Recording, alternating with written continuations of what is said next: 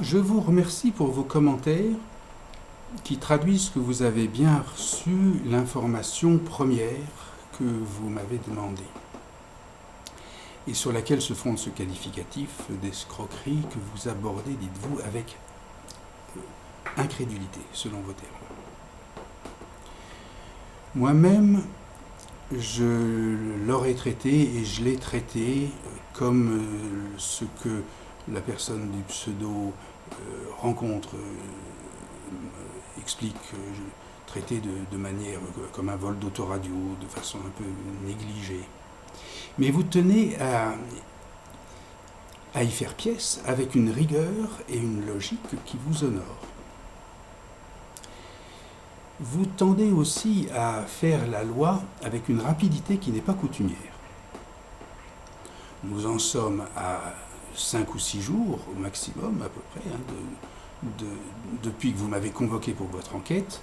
Et sur ce point tout à fait difficile, où il s'agit de nommer, de dénoncer des gens, parmi vous même, que vous me demandez ces dénonciations, les choses demandent très naturellement un peu de temps, de prudence, de patience et de méthode.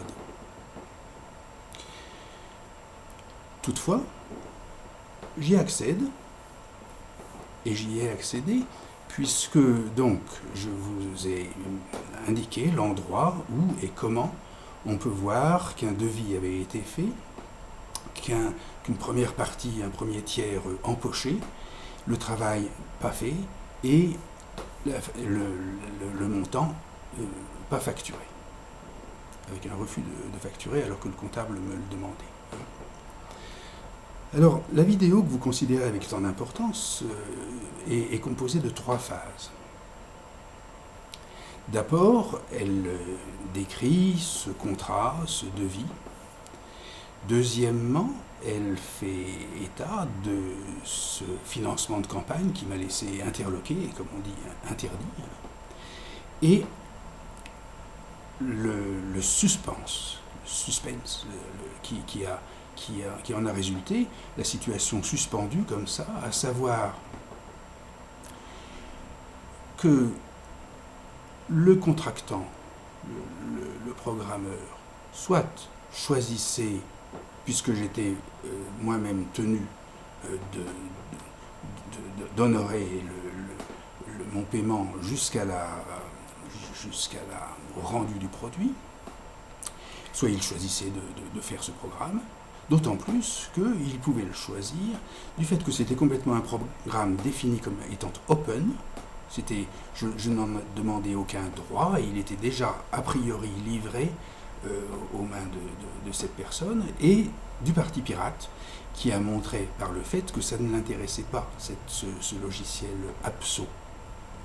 Cet Apso ne l'intéressait absolument. Alors,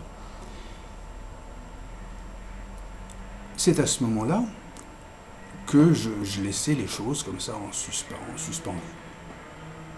Comme mais on voit que ces vols d'autoradio, finalement, on peut les négliger, mais ça revient toujours d'une certaine manière. Et là, en l'occurrence, le comptable m'a demandé cette facture. Je n'ai pu que lui dire ça, mais la personne a pris l'argent, n'a pas fait le travail et ne me répond plus.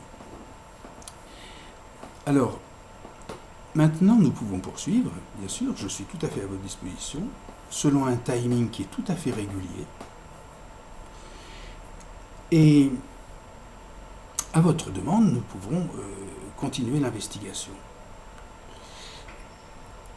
Avec ceci, à ce moment, à ce point, où il nous faut être bien assuré que le qualificatif d'escroquerie est approprié dans le cas où on emprunte comme ça de l'argent, on s'en sert au motif de quelque chose qu'on ne fait pas et on n'en fait plus aucun cas, plus d'état de facture comptable, etc. Hein. Donc, alors il y a peut-être un autre terme, mais je crois que celui-ci n'est pas faux. Hein.